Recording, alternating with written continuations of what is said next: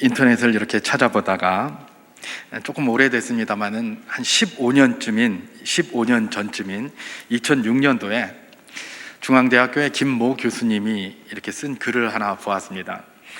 근데 그 글에 저는 그 내용이 아니라 그 글에서 인용한 어떤 실험 보고서를 하나 이렇게 인상 깊게 읽어서 오늘 여러분께 잠깐 소개를 하면서 메시지를 시작하려고 하는데요. 그 교수님이 인용한 게 그때 아마 그 전후에 나왔던 것 같은데, 영국 BBC 방송에서 방영을 했던 아동 성장 보고서라는 것이었습니다. 아동 성장 보고서라는 실험 다큐멘터리였는데요. 그 내용을 읽어보니까 거기서 어떤 실험을 한 게 그렇게 하나 나왔습니다. 그 시험이 뭐냐면 이런 거였습니다. 이 물고기를 한 마리를 이제 수조에다가 이렇게 넣어놓습니다. 넣어놓고 거기다가 이제 그 물고기들이 좋아하는 지렁이를 갖다가 거기다가 몇 마리를 넣습니다. 근데 이 물고기는 어떤 물고기냐? 한 번도 그 지렁이를 먹어본 적이 없는 물고기입니다. 그런 물고기를 수조에 넣고 그런 물고기가 굉장히 좋아하는 지렁이를 몇 마리 이렇게 넣는데, 이 지렁이가 막 다니면서 물고기를 툭툭 치고 막 이러는데 이 물고기가 지렁이를 안 잡아먹는 겁니다. 한 번도 안 먹어봤거든요. 어쨌든 그냥 안 먹는 거예요. 그래서 이번에는 또 이런 실험을 합니다. 어떤 실험을 하냐면 그 물고기를 꺼내서 또 다른 데다가 집어넣고 그 지렁이만 이렇게 있는 그 수조에다가 뭘 집어넣냐면 그 지렁이를 먹어보았던 물고기를 갖다 딱 집어넣습니다. 어떻게 됐을까요? 막 물고기가 다니면서 그 지렁이를 다 잡아먹잖아요. 그죠? 근데 그 잡아먹는 모습을 다른 수조에 담긴 그 물고기가 딱 보게 이렇게 합니다. 그러면 이게 이제 자기하고 똑같이 생긴 물고기가 그 지렁이를 막 잡아먹는 거를 물고기가 이렇게 보는 겁니다. 딱 보고 나서 그 다음에는 언제 어떻게 합니까? 그 수조에다 다시 지렁이를 몇 마리 넣습니다. 그러면 어떻게 할까요? 답은 예측할 수 있죠. 이 물고기가 그 지렁이를 막 잡아먹는 겁니다. 다시 말해서 한 번도 못 먹어본 지렁이가 왔다 갔다 할 때 이게 안 먹었는데 한 번 다른 물고기가 먹는 것들을 보고 나서 따라서 먹어보니까 맛있거든요. 그러니까 계속해서 이제 잡아먹는 것이죠. 바로 그런 실험이 이제 하나 있었습니다. 그리고 또 다른 실험이 하나 있었는데 어떤 실험이었느냐, 이제 한 유치원쯤 다니는 어린아이들을 이렇게 데려다 놓고 인형을 이렇게 하나씩 다 나눠줍니다. 인형을 하나씩 이렇게 나눠주고 그 동영상을 하나 보여주는데, 어떤 영상을 보여주느냐, 그 안에서 아이들이 이렇게 모여서 인형을 가지고 노는 영상을 하나 보여주는 겁니다. 하나의 영상은 뭐였냐면 머리를 쓰다듬고 등도 쓰다듬고 막 뽀뽀도 하고 이러는 영상을 하나 딱 보여줍니다. 보여주고 나서 그 영상을 끄고 이 아이들에게 인형을 준 채로 각 방으로 이렇게 들려보냅니다. 그래서 인형을 갖고 노는 거를 딱 찍은 겁니다. 인형을 갖고 노는 거를 찍었는데, 인형을 주니까 그 영상에서 본 것처럼 이 아이들이 인형의 머리를 쓰다듬고 등도 쓰다듬고 뽀뽀도 하고 이렇게 가지고 놀더라는 겁니다. 그래서 거기까지 또 실험을 한 다음에 또 다른 이제 실험을 합니다. 또 다른 아이들을 또 데려다 놓고 거기다가 영상을 보여줍니다. 이번에는 인형을 갖다가 어떻게 하느냐, 막 줘받고 꼬집고 때리고 막 발로 차고 이러는 이제 영상을 하나 딱 보여줬어요. 그리고 나서 그 영상을 본 아이들에게 인형을 또 하나씩 주고 각 방으로 이렇게 흩어지게 하고 그 영상을 본 아이들이 인형에게 어떻게 반응하는가를 딱 보한 거예요. 봤는데 어떻게 합니까? 그 영상에서 봤던 것처럼 이 아이들이 데리고 인형을 가서 줘받고 발로 차고 이러더니, 심지어 어떤 남자아이는 6분 38초 동안 인형을 발로 차고 꼬집고 막 때리고 막 그렇게 하더랍니다. 그렇게 막 학대했다고 하죠. 여러분, 이 실험이 참 인상적으로, 우리가 이거 대충 아는 그런 내용이기도 한데요, 굉장히 인상적으로 다가오지 않습니까? 뭡니까? 인간뿐만 아니라 심지어 물고기조차도 말입니다, 본대로 한다는 겁니다. 본대로. 그죠? 본대로 한다는 거. 물고기도 그러는데 하물며 사람이겠습니까? 여러분, 물고기의 IQ가 3초밖에 안 된다 이래가지고 물고기는 IQ가 없는 것처럼 그렇게 이야기를 하는데, 물고기도 본대로 하는 거예요. 하물며 인간이겠습니까? 그죠? 이건 뭘 이야기를 하고 있느냐, 무엇이든지 본대로 행한다라는 것들을 보여주는 겁니다. 특히 어린이들, 나이가 어리면 어릴수록 본대로 많이 행한다는 겁니다. 여러분, 우리 속담에 욕하면서 배운다라는 말이 있죠. 그죠? 욕하면서 배운다. 욕한다는 것은 그 사람의 눈에 그게 좋게 보인다는 겁니까? 나쁘게 보인다는 겁니까? 나쁘게 보이는 거죠. 심지어 나쁘게 보이는 것도 자꾸 욕하면서 그거 들여다보면 자기도 따라한다는 겁니다. 그래서 사실은 우리나라의 영화 이런 것들이 별로 재미가 없어요. 왜 그럴까요? 맨날 뭐 조폭 튀어나와서 사람 때리고 죽이고 이런 것만 보여주거든요.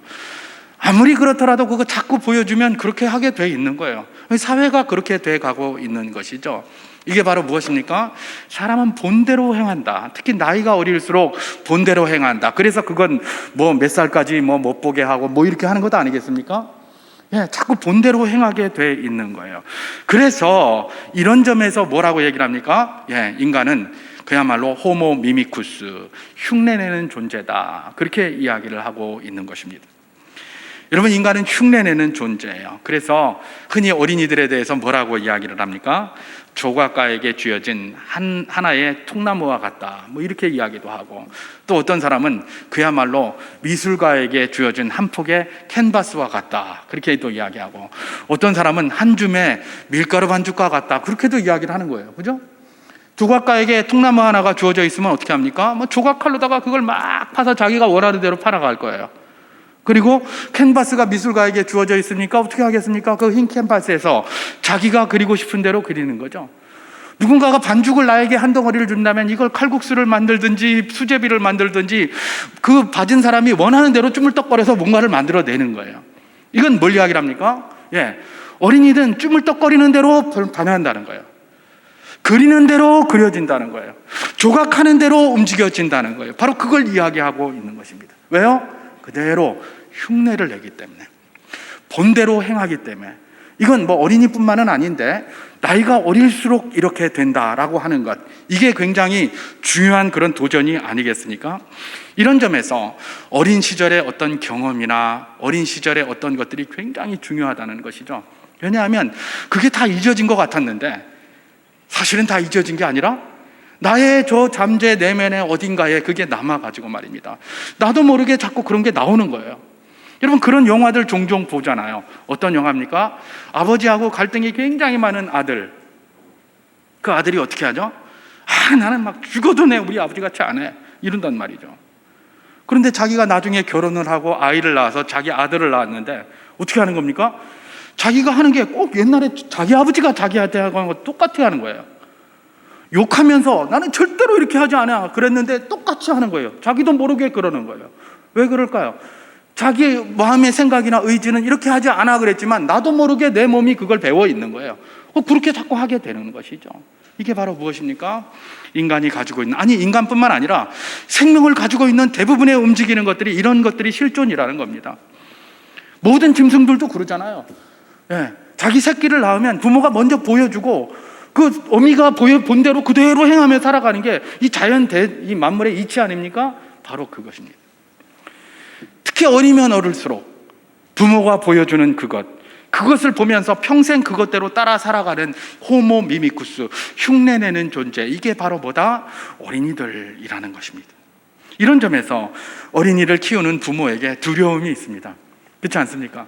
두려움이 있어요. 무슨 두려움입니까? 나는 나름대로 한다고 하는데 이게 과연 바른 것인지 잘 모르겠다. 사실 우리가 자녀들을 어떻게 키워야 될지 잘 몰라요. 그거를 잘 배워본 적이 없어요. 그럼 어떻게 키웁니까? 예전에 우리 엄마, 우리 아버지가 했던 거 그거 생각하면서 그렇게 하는 거예요. 그렇게 하는 거예요. 그런데 그것도 제대로 없다? 어떻게 해야 될지 잘 모르는 거예요.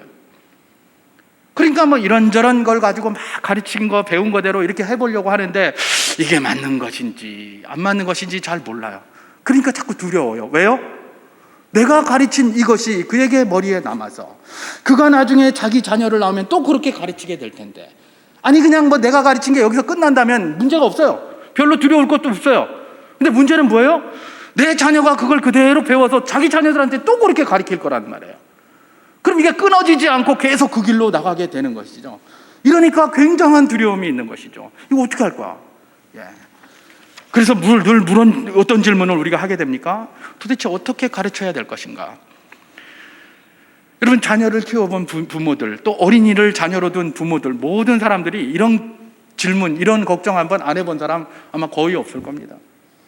이게 사실 굉장히 큰 두려움인 것이거든요. 누구나 한 번쯤 다 이런 고민들을 다 하고 어떻게 해야 될 것인가에 대한 질문을 다 합니다. 그러나 특별한 답이 없는 것 같아서, 또 때로는 그냥 아이고 시간이 지나면 되겠지라고 생각을 해서 그냥 그렇게 지나가는 것이 굉장히 많은 것이죠. 그게 오늘 우리네가 살아가고 있는 그런 삶이 아니겠습니까? 이런 우리에게 하나님께서는 좋은 방식으로 오늘 하나를 우리에게 가르쳐 주고 있습니다. 특별히 오늘 말씀을 우리가 이렇게 받기 전에 우리가 누구이고 우리 자녀가 누구인지를 먼저 확실히 하는 것이 굉장히 중요합니다. 우리는 누구입니까? 하나님의 백성입니다. 그래서 우리는 기본적으로 세상에 많은 가르침들이 있고 그것들도 중요하고 그것들도 한번 따라 보아야 하지만, 하나님이 가르쳐주는 말씀을 붙들고 한번 씨름해 보는 것이 굉장히 중요하지 않겠습니까? 그게 바로 우리가 하나님의 백성이고 하나님의 자녀들이기 때문에 그렇습니다. 또한 우리에게 맡겨진 어린이들, 우리에게 맡겨진 자녀들은 누구의 것입니까? 나의 것입니까? 그리스도인들은 절대로 그렇게 생각하면 안 됩니다. 우리에게 준 자녀는 하나님의 자녀인 줄 믿습니다. 그 하나님께서 우리에게 위탁한 거예요. 우리를 양부모 삼아서 우리에게 위탁하신 겁니다. 그러면 하나님께서 우리에게 당신의 자녀를 맡기면서 어떻게 가르치라고 하셨겠습니까? 하나님의 뜻대로 가르치라고 하지 않겠습니까? 이렇게 가르치라고 하지 않겠습니까? 저렇게 가르치라고 하지 않겠습니까? 주의 말씀을 통해서 이렇게 저렇게 가르치라고 이야기하지 않겠습니까? 왜냐하면 주인은 누구예요? 우리 하나님이시기 때문에 그런 것이죠.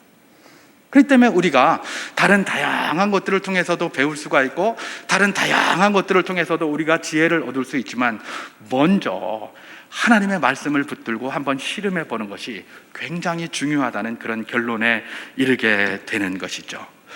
우리가 어떻게 자녀들을 양육할 것인가? 하나님의 말씀 붙들고 그것 가지고 한번 씨름해 보는 겁니다. 그러면 흉내 잘 내는 존재들인 우리 어린이들, 우리 자녀들이 그것 보고 그대로 따라하게 될 것이고, 나중에 자기들이 장성하여 자녀를 낳았을 때, 그래 우리 부모님들이 이렇게 가르치더라 라고 하면서 그대로 따라하게 될 줄 믿습니다. 그것이 바로 무엇입니까? 주께서 이런 말씀을 어린이 주일을 통해서 주시면서 우리에게 도전하시는 그런 내용인 것입니다. 자, 자녀 양육에 좋은 본을 보여주시기 위하여 주님께서 이렇게 양육하라 라고 말씀하시는 게 있는데, 그게 바로 오늘 우리가 읽은 본문 4절입니다. 제가 다시 한번 봉독하도록 하겠습니다. 또 아비들아, 너희 자녀를 노엽게 하지 말고 오직 주의 교훈과 훈계로 양육하라, 이렇게 말씀하십니다. 본문은 우리에게 맡겨주신 그 자녀를 어떻게 양육해야 하는지 아주 짧게, 그러나 아주 심오하게 그렇게 가르치고 있는데요, 먼저 너희 자녀를 노엽게 하지 말라, 그렇게 이야기합니다. 부모들에게 아비들아 라고 하면서 너희 자녀를 노엽게 하지 말라, 이렇게 얘기를 합니다. 여기에서 누구에게 이야기를 했다고요? 먼저 아비들아 라고 했어요. 그죠? 이거부터 먼저 한번 잠깐 살펴보기를 원합니다. 자녀를 노엽게 하지 말라는데 그 부르는 걸 누구를 불렀어요? 아비들아 라고 그렇게 부르면서 노엽게 하지 말라, 이렇게 이야기를 하는 것이죠. 여러분, 노엽게 한다는 건 다른 게 아닙니다. 화나게 하지 말라, 분노하게 하지 말라, 이렇게 하면 돼요. 근데 그 명령을 누구에게 했다고요? 아비들아, 이렇게 얘기를 한 거예요. 이런 걸 오해하면 안 됩니다. 역시 아버지들이 자녀들하고 이게 관계가 안 좋구나, 그러니까 아비들아 이렇게 이야기를 하지, 이렇게 하는데, 이 아비드라라고 표현한 것은 물론 성경이 기록될 그 당시가 남자 위주의 사회였기 때문에 아비드라라고 말할 수도 있겠지만, 그걸 떠나서 원래 성경은 그 가정의 아버지를 그 가정의 대표로 보고 있잖아요. 그게 대표예요. 그러니까 대표적으로 이야기를 하는 거예요. 그래서 아비드라라고 이야기를 하는 거고, 이 아비드라라는 말은 결국은 뭐예요? 아버지, 어머니 다 해당되는 거예요. 부모에게 이야기를 하는 거예요. 다시 말해서 부모들아, 이렇게 얘기를 하는 거예요. 부모들아, 너희 자녀를 이렇게 가르쳤으면 좋겠다라고 그 이야기를 하는 거예요.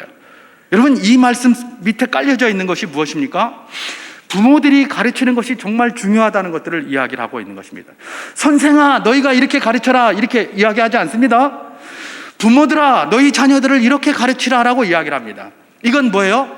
적어도 부모님들이 스스로 아무리 나는 능력이 안 돼 이렇게 이야기를 해도 능력과 상관없이 그가 부모라면 그가 자기 자녀를 가르치는 게 가장 크고 중요하고 가장 효과적이고 가장 의미가 있는 거다라는 것들을 이야기를 하는 거예요.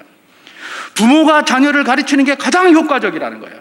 그걸 이야기하고 있는 거예요. 다른 누구가 전문가가 가르칠 수 있지만 그것보다 더 효과적인 게 있다니 그게 누구라는 거예요? 부모라는 거예요. 그래서 부모가 자녀를 가르치는 게 굉장히 중요한 것이죠.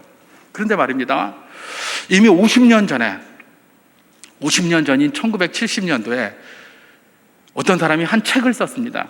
그 책의 제목이 미래의 충격이라는 책입니다. 미래의 충격. 아마 그 제목 좀 대충 많이 들어보셨을 것 같습니다. 50년 전에 쓴 거예요. 이게 누가 쓴 겁니까? 미래학자, 그야말로 요즘 뭐 미래학자의 그 원조다라고 그렇게 알려져 있는 엘빈 토플러라는 사람이 쓴 거죠. 엘빈 토플러요. 엘빈 토플러가 이미 50년 전에 미국 사회를 쭉 돌아다보면서 미래의 충격이라는 책에서 그렇게 써요. 사실 우리도 그 책을 갖다 이렇게 훑어보긴 했습니다만은 그냥 좀 쭉 훑어봤기 때문에 그런 거는 관심이 없었는데 그런 게 있는 거예요. 그런 내용이 뭐냐면 이런 거예요. 앞으로 사회가 어떻게 변할 거다? 부모들이 자녀를 양육하기가 점점 힘들어지니까 그걸 전부 다른 데다 맡길 거라는 거예요. 그러니까 그 양육 사업을 하면 성공할 거다. 그런 이야기를 하는 겁니다. 자녀를 기르는 게 힘들기 때문에 쉽지 않기 때문에 자꾸 맡길 거다 이런 얘기예요. 이건 학원에다 맡길 거다 이런 수준이 아닙니다. 그야말로 아이를 그냥 낳아가지고 그냥 갖다 맡기는 겁니다.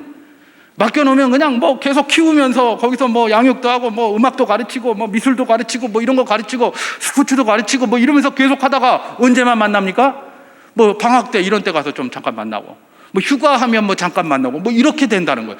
그런 산업이 발전하게 될 거라는 거예요. 여러분, 이 미래학자의 이 지적 맞는 것 같지 않습니까? 요즘 우리나라 보니까 슬슬 그렇게 변해가고 있어요. 슬슬 부모들이 전부 자녀 양육하기 힘들어, 전문가에게 맡기는 게 좋을 거야, 그러면서 거기다 다 맡겨요. 지금 슬슬 그래가고 있어요. 이게 이미 50년 전에 미국에서 나온 말이에요. 10년 20년 전 아닙니다. 50년 전에 나온 거예요. 그러면 그 시대에 벌써 저기 했으면 미국은 이런 걸 거쳐갔을지도 모르겠어요. 이미 50년 전에 이런 이야기를 했는데 가만히 들여다보면 지금도 우리나라가 슬슬 그렇게 가는 것 같아요. 점점 부모님들이 다 어떻게 합니까? 자꾸 맡기려고 그래요. 자꾸 뭔가에 맡기려고 그래요. 심지어 모든 걸 다 맡기려고 그래요, 이제는. 왜냐하면 힘들거든요. 이런 걸 보면서 과연 그 사람이 괜히 미래학자가 아니구나 이런 생각을 하게 되는데요. 여러분, 요즘 이런 부모님들 자꾸 뭔가를 맡기려고 하는 이런 추세들이 왜 나오는 겁니까? 요즘은 사실 보면 점점 자식보다는 자기 자신에게 관심이 많죠. 모든 사람이 그래요. 부모님도 자식보다는 자기 자신에게 관심이 많아요. 이전에 자기 부모를 보면서 그런 분들이 그렇게 이야기를 했죠. 자기 어머니가 희생하고 막 수고하고 이런 거 보면서 난 저렇게 안 살 거야. 난 저렇게 안 살 거야. 그러면서 컸어요. 그러더니 자기가 진짜 크더니 그렇게 안 사는 거예요. 그렇게 희생하지 않고 사는 거죠. 그렇게 희생하면서 안 살려고 하는 거예요. 그게 요즘 풍조라요. 풍조. 근데 문제는 여러분, 질문 한번 해봅시다. 질문 한번 해보겠습니다. 그때 자기가 나는 저렇게 안 살 거야 했던 그 부모님이 희생하고 살았잖아요. 그죠? 누구를 위해서 희생을 했을까요? 누구를 위해서 희생했을까요? 나는 저렇게 안 살 거야 하는 바로 나를 위해서 그렇게 한 거 아닙니까? 아닙니까? 나는 저렇게 안 살 거야 하는 바로 나를 위해서 우리 어머니가 희생을 하고 우리 부모가 그렇게 희생을 하고 살았어요. 그런데 나는 저렇게 안 살 거야 그러면서 이제 성장을 했어요. 그래서 자기 자식을 낳았어요. 난 그렇게 살지 말아야지. 그리고 안 살아요. 자기는 한 번도 고생해 본 적도 없어요. 부모가 고생했지. 근데 자기는 그렇게 안 살아요. 그럼 그 자식들은 어떻게 됩니까? 전부 어디다 맡깁니까? 힘드니까 그런 데다 맡기는 거예요. 그런 산업에다 맡기는 거예요. 전문가가 잘 키울 수 있을지 모르겠습니다. 그렇게 할 수 있을지 모르겠어요. 근데 성경은 뭐라고 얘기를 합니까? 아무리 허접해도 가장 그들을 잘 키울 수 있는 사람이 누구다? 아비들아, 부모들아, 너희가 가장 잘 키울 수 있다. 너희가 가장 잘 키울 수 있다. 바로 그 이야기를 하는 것입니다. 성경은 말입니다, 부모들이 자기 발전하고 자기 개발하고 하는 걸 거부하지 않습니다. 자기 인생 펼쳐나가는 것을 부정하지 않습니다. 다만 자녀 양육의 모든 책임이 누구에게 있다고 하는 겁니까? 부모에게 있다라고 이야기를 하는 것입니다. 자녀 양육의 모든 책임이 누구에게 있다? 부모에게 있다. 부모에게 있다. 그러니까 자기 개발도 하고 자기 발전도 하고 뭘 이렇게 할 수 있지만 그것만 하는 게 아니라 너희에게 자녀 양육에 책임이 있으니 그것도 감당해내야 된다는 겁니다. 그게 가장 효과적이고 가장 영향력이 있고 우리 자녀들을 세우는데 가장 중요하다. 바로 그 이야기를 하고 있는 것입니다. 자기 인생을 펼쳐나가더라도 양육의 책임을 다하면서 나가라는 것, 그것이 바로 무엇입니까? 주님이 아비들아 라고 하신 말씀 속에서 우리가 발견하는 것입니다. 너무 이기주의적이고 개인주의적으로 보내가면서 아이고 이게 힘드니까 다 맡겨야지, 이런 생각들이 점점 많아지고 있습니다. 그 아이들이 나중에 뭐가 되겠습니까? 내 부모는 누구라고 생각하겠습니까? 예, 그 산업체의 선생님이라고 생각하지 않겠습니까? 그렇지, 그렇게 될 겁니다. 그러면 나중에 요즘 우리가 로봇에 대한 거 늘 보는 것처럼 로봇가 자기 부모가 되는 거고요. 그렇게 되는 거예요. 그러면 중요한 건 그 인간성은 다 어디 갈 거고 부모와 자식과의 그런 관계들은 다 어디로 가게 될 것인가? 참으로 암담한 게 아닐 수 없습니다. 우리 주님께서는 자녀의 양육의 책임을 누구에게 물으신다고요? 부모에게 묻는다고 했습니다. 절대로 전문가에게 묻지 않습니다. 절대로 다른 사람에게 묻지 않습니다. 누구에게 묻습니까? 부모에게 묻는다는 것을 기억하셔야 되는 것입니다. 자, 그러면서 부모에게 자녀를 양육하는 아주 좋은 방법을 가르쳐 주셨는데 오늘 본문에서 뭐라고요? 자녀를 노엽게 하지 말라, 이렇게 말씀하시는 거예요. 노엽게 하지 말라, 자녀를 화나게 하지 말라, 자녀를 분노하게 하지 말라, 이렇게 가르치시는 거예요. 근데 여러분 어떻습니까? 우리가 늘 경험하는 것처럼 이게 참 쉽지 않아요. 그죠? 예, 쉽지 않아요. 어떻게 자녀를 노엽게 하지 않고 키울 수 있단 말인가? 이 참 쉽지 않아요. 저도 이렇게 말씀 준비하면서 이건 저도 맨날 자녀들을 노엽게 하고 그러고 살고 있었으니까요. 지금도 살고 있고 앞으로도 그렇게 살 가능성이 굉장히 많습니다. 그럼 도대체 자녀들을 노엽게 하지 말라는 이 말이 뭔가, 이게 굉장히 괴로운 거예요, 저 스스로가. 그래서 제가 한번 또 인터넷을 한번 또 두드려 봤습니다. 인터넷에 자녀를 노엽게 하는 것 한번 두드려 봤어요. 그랬더니 어떤 책이 하나 소개가 됐어요. 그 책이 뭐냐면 Art of Parenting 이라는 제목의 책이었습니다. 육아의 기술이라고 번역할 수 있겠죠? Art of Parenting. 거기 보니까 자녀를 노엽게 하는 25개 방법, 이래서 노엽게 하는 25개의 방법이 있다고 그렇게 나와 있더라고요. 그래서 25개를 이렇게 쭉 기록해 놨던데 제가 그 25개를 다 이야기하려고 그러면 너무 시간이 많이 걸려서 한 8개만 한번 이렇게 추려봤어요. 그래서 제가 한번 읽어보겠습니다. 자, 자녀들을 굉장히 노엽게 하는 방법이 있는데 어떻게 하면 노엽게 된다? 부부가 불화하면 노엽게 된답니다. 부부가 싸우고 불화하고 있으면 자녀들이 분노하게 된다고 그래요. 이건 상식이죠. 두 번째는 이중잣대. 이중잣대로 다 대하는 거예요, 자녀들을. 그러면 자녀들이 분노한다고 합니다. 그다음에 세 번째로는 잘못했을 때 인정하지 않는다는 겁니다. 부모님이 잘못했으면 자녀들 앞에도 그래, 내 미안하다, 내 잘못했다 그래야 되는데 뭐라 카노? 막 이러면서 니 조용히 안 하나? 어디 감히 어른한테 끼어드노? 이런단 말이에요. 이러면 뭐예요? 자녀를 분노하게 한다는 거예요. 그 다음에 또 뭡니까? 자녀를 다른 집 아이들과 비교하는 것. 그 다음에 약속을 지키지 않는 것. 우리 약속 남발하잖아요. 뭐 해줄게 하면서도 그때 가서는 이래서 안 되고 저래서 안 되고 하면서 막 약속 잘 안 지켜요. 이게 자녀를 분노한다는 거예요. 그 다음에 남들 앞에서 자녀를 꾸짖는 것. 그 다음에 비현실적인 기대를 하는 것. 비현실적인 기대, 그런 것들. 그 다음에 한 자녀만 편애하는 것. 이 8가지만 제가 읽었습니다만은, 제가 이거 왜 읽었겠습니까? 이 8가지는 우리가 흔히 접하는 것들이고 많이 듣는 것들이에요. 그래서 이제 이거 정도면 여러 가지 설명을 안 해도 우리가 충분히 알아들을 수 있기 때문에 제가 요 8가지만 30%만 이야기를 했는데요. 사실 이 8가지 중에서도 우리가 거기에서 걸리는 게 많잖아요. 그죠? 이건 뭐예요? 누구도 지금 여기에서 자유롭지 않다는 거예요. 그런데 제가 만약에 25가지를 다 읽는다면 어떻게 될까요? 그가 부모라는 이름을 가진 사람 누구도 자녀를 분노하게 하는 것에서 자유로운 사람은 한 명도 없을 수밖에 없다라는 것 아니겠습니까? 그가 누구라도 자녀들을 분노케 할 수밖에 없어요. 자녀들을 화나게 할 수밖에 없고 노하게 할 수밖에 없는 거예요. 이 25가지를 다 읽는다면 말입니다. 8가지만 읽어도 적어도 저에게도 막 걸리는 게 있는데, 25개를 다 읊어댄다면 거기서 빠져나갈 부모가 누가 있겠느냐, 이런 이야기입니다. 자, 그러면 이게 무슨 말입니까? 아니, 자녀를 노엽게 하지 말라고 성경이 그랬는데, 그걸 연구한 사람들이 한 25개 뽑았는데 여기서 한 명도 빠질 수가 없다란다면 도대체 자녀를 어떻게 노엽게 하지 못한단 말인가, 않는단 말인가. 그렇기 때문에 여러분, 이런 말씀을 우리가 새겨야 되는 것입니다. 자녀를 노엽게 하지 말라, 이 말 속에는 어떤 말이 있는 겁니까? 우리 스스로의 연약함을 인정하라는 겁니다. 우리는 노엽게 하지 않을 수 없습니다. 자녀를 노엽게 할 수밖에 없어요. 생리적으로 그렇게 돼 있어요. 우리의 죄된 본성이 그렇게 만들어가고 있고요. 그렇게 되게 돼 있어요. 그러면 노엽게 하지 말라는 말은 무슨 말입니까?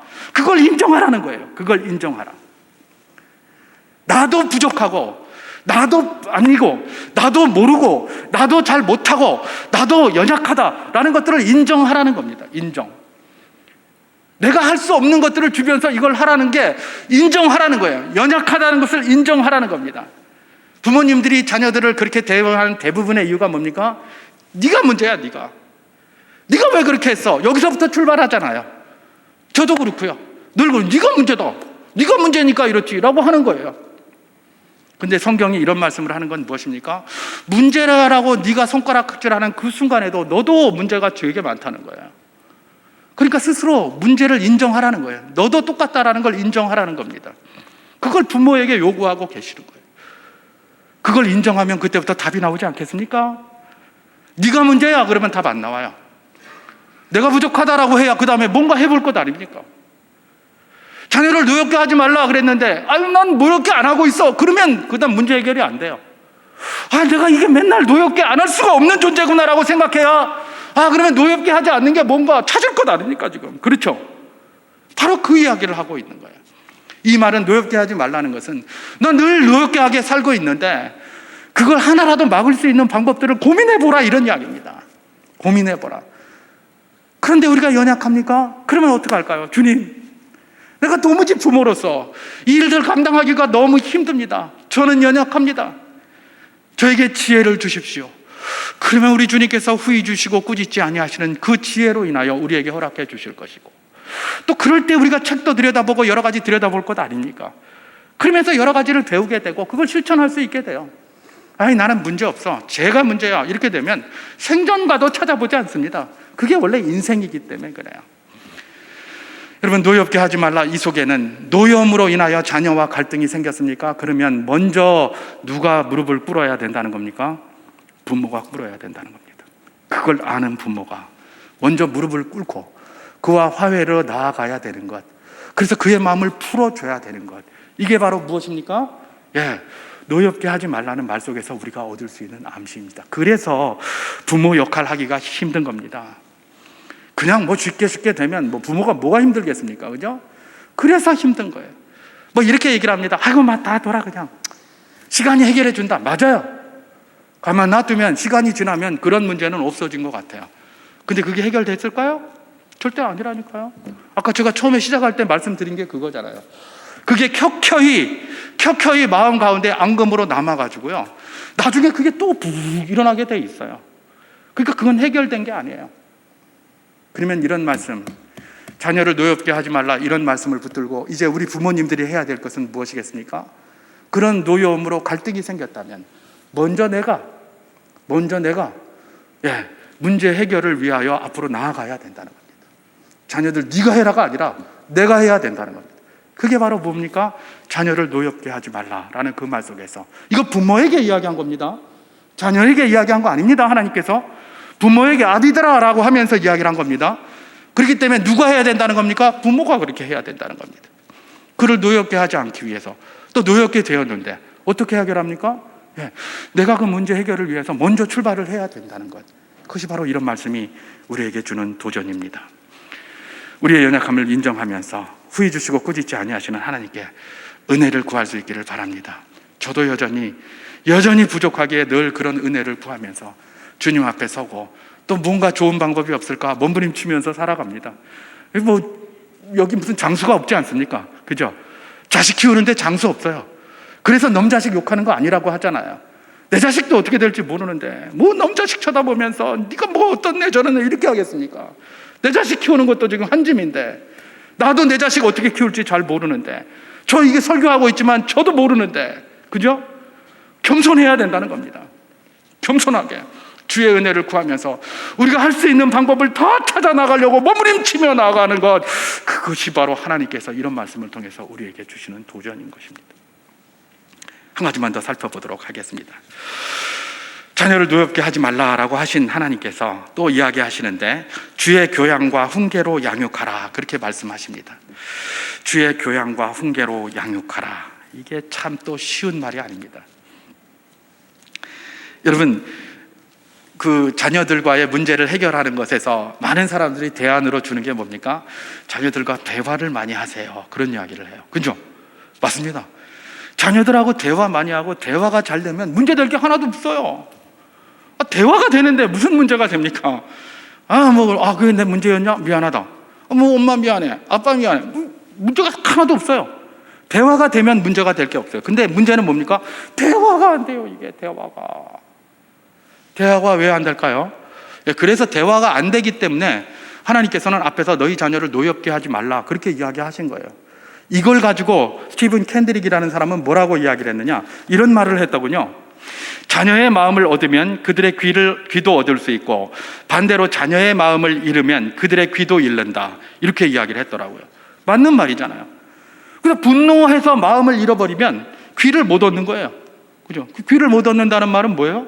말 못 듣는다, 안 듣는다, 이런 얘기겠죠. 바로 그것이죠. 여러분, 대화가 말입니다, 자녀들하고의 어떤 관계 문제 때문에 그야말로 그를 분노해가지고 해서 또 대화가 안 되는 경우가 있어요. 귀를 얻지 못해서. 그런 것도 있고, 또 그것만 있는 것도 아니에요. 그죠? 막상 어렸을 때는 이렇게 대화도 하고 뭐 이렇게 하는데, 이게 아이들이 점점 커가면서 말입니다, 이 청소년기만 돼도 이게 때로는 사춘기 때문에, 때로는 뭐 시간이 안 맞아서, 때로는 이것저것 때문에 대화가 잘 안 돼요.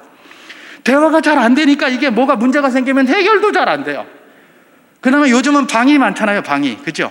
다들 지방이 있으니까, 옛날에 지방이 없으면, 방 하나밖에 없으면 그야말로 그 방에서 어쨌든 해결을 해야 되는데, 이제는 지 방이 있으니까 방에 문 닫고 들어가 버린단 말이에요. 대화가 안 되는 거예요, 대화가. 이 대화가 안 되는 사람들, 대화가 안 되는 것 때문에 문제 해결이 안 되고, 대화가 안 되기 때문에 굉장한 문제가 우리에게 있는데, 아니 덜컥 하나님은 뭐라고 이야기를 하십니까? 주의 교훈과 훈계로 양육하라. 아니 이런 얘기를 해요. 아니 주님 당시에야 그때야 주의 교훈과 훈계로 양육할 수 있을지 몰라도, 주님 지금은 아니에요. 지금 대화가 돼야 그를 양육할 거 아닙니까? 대화가 돼야. 대화가 안 되는데 이걸 어떡합니까, 이거? 그렇게 할 수 있을 거예요. 그래서 노엽게 하지 말라라는 그것이 중요한 것이고, 뿐만 아니라 그렇게 하지 않았음에도 불구하고 대화가 안 되는 많은 것들이 많이 있잖아요. 그럼 이걸 어떻게 해야 된단 말인가요? 우리가 이 대화라는 것들, 주의 교훈과 훈계로 양육하라라고 말을 했더니, 항상 뭔가 말을 해야 되고 대화를 해야 된다라고 생각하는 것 때문에 이게 문제가 되는 거예요. 이게 문제가. 그래서 우리가 이것에 대한 하나의 교훈을 얻을 수 있다고 생각하는 부분이 있는데, 하나님의 말씀 신명기 6장 4절에서 7절까지 말씀입니다. 제가 한번 봉독해 보도록 하겠습니다. 이스라엘아 들으라. 우리 하나님 여호와는 오직 유일한 여호와시니 너는 마음을 다하고 뜻을 다하고 힘을 다하여 내 하나님 여호와를 사랑하라. 오늘 내가 네게 명하신 이 말씀을 너는 마음에 새기고 내 자녀에게 부지런히 가르치며 집에 앉았을 때에든지 길을 갈 때에든지 누워있을 때에든지 일어날 때에든지 말씀을 강론할 것이며, 이렇게 되어 있습니다. 여기 강론이라고 번역한 게 제가 조금 잘못 번역됐다고 생각이 되는데요, 그냥 말할 것이며 이렇게 됐으면 좋았을 텐데 오히려 강론이라고 번역을 해서 조금 문제가 있다고 생각을 하는 게 바로 그런 내용인데요. 여러분, 이게 우리가 잘 알고 있는 쉐마라는 본문입니다. 이스라엘아 들으라 라고 하면서 그렇게 했는데, 이게 바로 이스라엘의 교육 철학이고 교육의 핵심에 해당되는 겁니다. 이스라엘 사람들, 지금도 유대인들은 이 쉐마를 가지고 공부한다고 하잖아요. 그래서 우리나라에서도 유대인 교육 그래서 들고 와가지고 쉐마 교육, 쉐마 학당 이런 것들이 많이 생기고 있어요. 이게 이스라엘의 교육의 핵심이다라고 하는 거예요. 근데 여러분, 이 이스라엘의 교육의 핵심을 가만히 들여다보십시오. 가만히 들여다보십시오. 6장 6절, 신명기 6장 6절 제가 다시 한번 봉독하겠습니다. 오늘 내가 내게 명하신 이 말씀을 너는 마음에 새기고, 이 말씀을 너는 마음에 새기고, 여기서 너는이 누구일까요? 부모를 이야기합니다. 부모를. 그리고 나서 내 자녀에게 부지런히 가르치라, 이렇게 하는 겁니다. 너는 마음에 새기고, 그리고 나서 내 자녀에게 부지런히 가르치라예요. 이게 교육의 원칙이에요. 주의 교훈과 훈계를 누가 먼저 배워야 되는 겁니까? 부모가 먼저 배워야 되는 거예요. 부모가 먼저 배워야 되는 거예요. 너는 마음에 새겨라. 마음에 새기라는 말은 뭐예요? 한 번 해서 마음에 새겨집니까? 또 하고 또 하고 또 하고 또 하고 지속 반복하라는 거예요. 그게 몸에 다 스며들 때까지 지속 반복 닦고 조이고 기름치자. 무슨 수송부 그 군대 수송부 같은데. 그러면서 그게 몸에 완전히 배게 하라는 거예요. 이게 먼저예요. 그리고 내 자녀에게 부지런히 가르치라는 거예요. 여러분, 부지런히 가르치라는 말이 좀 특이합니다. 부지런히 가르치라고 해놨고 그 뒤에 뭐라고 되어 있습니까? 집에 앉았을 때든지, 길을 갈 때든지, 누워있을 때든지, 일어날 때든지. 이 말은 뭐예요? 늘 그러라는 거죠. 늘 그러라는 거예요. 근데 말씀을 강론이라고 번역해놨어요. 강론이라고 번역해 놓으니까 늘 우리가 하는 방식을 생각합니다. 주의 교훈과 훈계를 가르치려면 뭐가 대화가 돼야 되고 강의를 해야 되는데, 강의가 안 되고 대화가 안 되는데 이걸 어떻게 가르친다는 말이냐, 이런 이야기예요. 근데 여러분, 이 말씀대로 한번 생각해 보시죠. 만약에 자녀들을 옆에다 데려다 놓고 늘 그냥 볼 때마다 맨날 해놓고 주의 말씀을 강의하면 걔들이 분노하겠습니까? 안 하겠습니까? 그죠? 집에 와서 좀 쉬어야 되는데 맘 때려 와가지고 그냥 이리 와라 이래놓고 이스라엘아 들으라 그 말씀 붙들고 와가지고 자녀들 갖다 놓고 막 하면은 아이들을 분노케 하겠죠. 그럼 그런 말씀을 하는 거겠습니까? 이게? 여러분, 앉았을 때든지 길을 갈 때든지 일어설 때든지 누웠을 때든지 뭐 이런 모든 것은 뭐예요? 항상이라는 뜻이에요. 항상 어떻게 그들에게 가르칠 수 있습니까? 주의 교훈과 훈계를 말로다가만 하는 걸 이야기하는 게 아니에요. 이게 말로다가 어떻게 그렇게 항상 하겠습니까? 그럼 거기서 뭘 하라는 겁니까? 그렇게 살으라는 거예요. 그냥 물론 말로 가르치려고 하지 말고, 그것도 필요하지만 그렇게 살으라는 거예요. 앞에 마음에 새겼잖아요. 우리가 주의 교훈과 훈계를 부모님들이 먼저 마음에 새겼잖아요. 새겼으면 그냥 살으라는 거예요. 그냥 살으라. 이거 해라 저거 해라 말할 필요 없이 그냥 그렇게 살라는 거예요. 그렇게 살면 자녀들이 그거 보고 배우는 거예요. 보고 그걸 말로다가 계속 해야 된다고 그걸 배우겠으면, 그러면은 아이고 우리가 대화할 시간이 없는데 뭐한데 이런 거 하지만은 그것만 하지 않았어요. 지금 하나님은 뭐라고 얘기를 합니까? 대화할 시간 이런 거 필요 없어요. 그냥 니들이 살면 돼. 그냥 그런 거예요. 그렇게 살면 된다는 거예요. 그러면 그 자녀들이 부모 보면서 저 양반 왜 저래? 이러다가 하루 이틀 계속 보면서 그걸 자기도 모르게 보고 배우는 거예요. 욕하면서도 배우는데 좋은 것 하고 있는데 안 배우겠습니까? 그래. 그렇지 않습니까? 이건 말로 하라는 말이 아니에요. 부모가 먼저 그것을 마음속에 체득하고 그대로 살아라, 그 말이에요. 그게 자녀 교육의 핵심이라는 거예요. 자녀 교육의 핵심은 뭡니까? 보여주는 거예요. 말로 하는 게 아닙니다. 말로 하는 것도 있지만 들려주는 것도 있지만 핵심이 뭡니까? 보여주는 거예요. 보여주는 게 뭡니까? 내가 그렇게 살고 또 그렇게 보여주는 거예요. 여러분, 하나님의 말씀이 있었습니다. 인생들이 그거 잘 모릅니다. 그래서 그 말씀을 보여주기 위하여 오신 분이 누구십니까? 우리 주 예수 그리스도. 말씀이 육신이 되신 것입니다. 우리 자녀를 어떻게 키워가기를 원하십니까? 우리 주님께서 그 말씀을 부모의 삶을 통하여 육신으로 보여줌으로써, 그러면 그들이 보고 배우게 될 것이고, 그러면 그들이 보고 따르게 될 것이다. 그 이야기를 하고 계시는 것입니다. 이래서 부모 되는 게 어렵습니다. 이래서 부모 되는 게 어려워요. 말로만 하고 나면 얼마나 쉽겠습니까? 그까짓 거 말로 쭉쭉쭉 하고 말죠. 그냥. 그럼 말 안 들으면 저 말 안 들어서 못하겠네. 그러면 되죠. 문제는 뭐예요? 말로 가르치는 것이 아니라 삶으로 가르쳐야 되기 때문에, 내가 먼저 서야 되기 때문에, 그래서 이게 힘든 것이라는 것이죠. 부모된 자로서 저를 비롯하여 그 누구도 자식 문제로 고민 안 해보는 사람이 없을 것입니다. 지금도 여전히 우리 자식들은 다 우리의 고민거리 10가지 중에 한두 가지씩 다 들어가 있습니다. 늘 자녀 때문에 고민을 많이 하고 살게 되는 것이죠.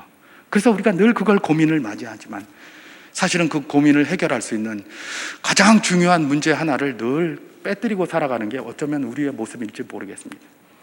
주님께서는 그 중요한 것을 뭐라고 얘기를 하십니까? 네가 먼저 하나님의 말씀을 마음속에 새기고 그 말씀대로 살아가는 것을 보여줘라. 그러면 된다. 여러 네 입으로 말 안 해도 된다. 그 이야기를 하고 계시는 것입니다. 이렇게 하면 자녀들이 배울까? 우리에게 그런 두려움이 있어요. 저에게도 있죠. 이런 우리를 향해서 우리 주님께서 뭐라고 말씀하셨습니까? 갈라디아서 6장 9절에서 우리가 선을 행하되 낙심하지 말지니 피곤하지 아니하면 때가 이름에 거두리라. 거둘 때가 있습니다. 주님께서 주신 이 말씀 붙들고 우리가 먼저 말씀대로 한번 살아보려고 몸부림치며 나아갈 때 부족할 수 있습니다. 그걸 어떻게 다 제대로 하겠습니까? 연약할 수 있습니다. 그러나 가장 자녀 교육에 영향력 있는 자가 누구다? 어떤 전문가도 아니고요, 어떤 박사도 아니고요, 그야말로 아무것도 아닌 촌부 같아 보이는 그 부모가 가장 영향력이 있다는 겁니다. 역사상 위대한 교부로 우리 입에서 항상 오르내리는 어거스틴, 여러분 다 알고 있지 않습니까? 어거스틴의 어머니 모니카가 자기 아들 좀 제대로 하려고 얼마나 노력을 했습니까? 아무리 이야기를 해도 이 인간이 말을 안 듣습니다. 그리고 온 데 다니면서 남봉질하고 돌아다니고 나쁜 짓이나 하고 돌아다니고 말로 아무리 해도 안 듣고, 그 인간 아들 어거스틴을 붙들고 어머니 모니카가 어떻게 했다고요? 끊임없이 기도만 한 겁니다. 엄마 말을 듣든 안 듣든 하나님 말씀 앞에 늘 겸손하게 기도하면서 그가 하나님의 은혜 가운데 서기를 날마다 기도한 걸 늘 눈으로 보았던 겁니다. 술 취해서 들어와서 그것을 보았고 남봉질하고 들어와서 그걸 본 겁니다. 그러다가 나중에 이 친구가 하나님 만났죠. 그러고 나서 그때부터 생각이 나는 겁니다. 그때 어머니가 이렇게 하셨구나. 그러면서 자기에게 다가오는 하나님의 은혜가 크게 그에게 임해서 그때부터 뭐가 된 겁니까? 내가 바로 서야 되겠다 라고 하면서 그가 바로 서서 참회록도 쓰고 나중에 이 기독교사의 최대의 교부로 남아서 지금 우리 입술에도 그 말이 나오는 것 아니겠습니까? 여러분, 이건 뭐 어거스틴의 이야기겠습니까? 우리 성도님들 가운데 이런 이야기가 많이 있습니다. 바로 그것입니다. 우리 주님께서는 그렇게 말씀하십니다. 자녀를 분노하게 하지 말고 교훈과 훈계로 양육하라. 그 방법은 우리 부모된 우리가 먼저 그 말씀대로 한번 마음에 체득을 하고 그대로 그냥 살아가라는 겁니다. 그게 가장 핵심이라는 겁니다. 우리가 연약함을 인정하고 주님 앞에 그 도우심을 구하면서 그 길을 걸어가라는 겁니다. 여러 가지 몸부림을 쳐가라는 겁니다. 그럴 때 비로소 우리의 자녀들이 말씀으로 새로워지고 온전하게 새로워진다라는 것들을 이 말씀을 통해서 우리에게 도전하는 것입니다. 무엇보다도 성령 충만을 강구하는 부모님들 되기를 소망합니다. 사실 우리 모두는 성령 충만한 삶을 원하지만 늘 우리가 이제 좀 잘못 생각하는 게 성령 충만 그러면 무슨 보이지 않는 영적인 세계, 마귀와 대적하고 이런 것만 많이 생각합니다. 근데 그게 아닙니다. 성령 충만은 보이지 않는 세계에서도 필요하지만 보이는 세계에도 여전히 나타나야 됩니다.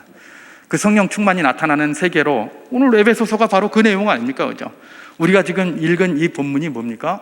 에베소서 5장 18절에 술 취하지 말라 이는 방탕한 것이니 오직 성령의 충만함을 받으라 라고 이야기를 하고 나서 그 다음에 성령 충만이 나타나는 내용들을 보여주고 있는 거예요. 그래서 가정에서 나타나고 직장에서 사회에서 나타나고 그 다음에 영적인 세계에서 나타나고 이걸 쭉 설명하고 있는 것이거든요. 그 중에 가정에서 나타나야 할 것 중에 자녀 교육에 이렇게 나타나야 된다는 겁니다. 어떻게요? 자녀를 노엽게 하지 말고 주의 교훈과 훈계로 양육하는 것, 이게 바로 성령 충만이 해야 이게 가능한 거예요. 그러면 성령 충만하지 않으면 이게 되겠습니까? 그냥 우리 성질대로 다 하면 이게 되겠습니까? 안 되는 것이죠. 그래서 우리가 다른 것들도 굉장히 중요하고 그것을 하면서 무엇보다도 주님 앞에 늘 겸손하게 주님 성령 충만을 내게 주시옵소서 그렇게 기도해야 하는 것입니다. 그럴 때 우리 주님께서 우리에게 사랑, 희락, 화평, 오래 참음, 자비, 양선, 충성, 온유, 절제와 같은 그런 열매들을 부모인 우리에게 먼저 충만히 있게 하셔서 그런 것들을 견디며 그런 것들을 덮으며 좋은 모범을 보여주게 되고, 그걸 배운 우리 자녀들이 그의 자녀들을 교육할 때에 우리가 가르친 그런 방법대로 가르치게 될 줄 믿습니다. 이 자리에 모든 부모님들 우리 부모님들에게 배운 것, 우리 부모님들이 그렇게 하면서 우리를 가르쳤다는 것 기억하면서 우리 자녀들을 가르칠 때에 그런 마음과 제서로 기도하며 겸손하게 나아갈 수 있는 복된 분들 다 될 수 있기를 주님의 이름으로 축원합니다.